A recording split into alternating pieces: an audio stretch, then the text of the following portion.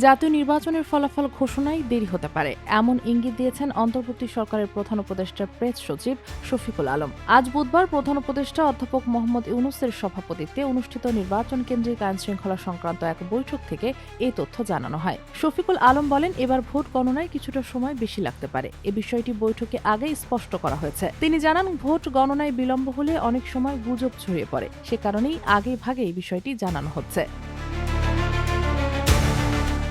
Press সচিব বলেন, এবার শুধু জাতীয় সংসদ নির্বাচনই নয়, একই সঙ্গে একটি গণভোটও অনুষ্ঠিত হচ্ছে। ফলে দুটি ভোটের ফলাফল একসঙ্গে গণনা করতে হবে। এর পাশাপাশি রয়েছে পোস্টাল ব্যালট। এই সব মিলিয়ে কিছু ক্ষেত্রে ভোট গণনায় দেরি হতে পারে। তিনি আরও বলেন, চলতি নির্বাচনে বেশ কিছু নতুন পদক্ষেপ নেওয়া হয়েছে। আমরা চাই পুরো প্রক্রিয়াটি যেন অত্যন্ত সুষ্ঠু ও নির্ভুল হয়। সে কারণে ভোট গণনায় কিছুটা বিলম্ব হতে পারে।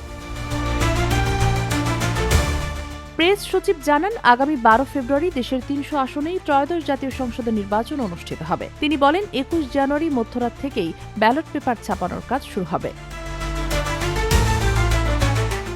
এদিকে নির্বাচন কমিশনের সচিবের বরাত দিয়ে শফিকুল আলম জানান, পাবনা 1 ও পাবনা 2 আসন নিয়ে যে জটিলতা তৈরি হয়েছিল তা এখন পুরোপুরি নিরসন হয়েছে। ফলে কোনো আসন বাদ না দিয়ে 300 আসনেই নির্বাচন অনুষ্ঠিত হবে বলে নিশ্চিত করেন তিনি। জাতীয় নির্বাচনকে ঘিরে আইনশৃঙ্খলা পরিস্থিতি, ভোট গ্রহণ ও গণনা প্রক্রিয়া সুষ্ঠুভাবে সম্পন্ন করতে সংশ্লিষ্ট সব সংস্থা সমন্বিতভাবে কাজ করছে বলেও বৈঠকে জানানো হয়েছে। Sheikh Masuma, news desk, daily our Bangladesh.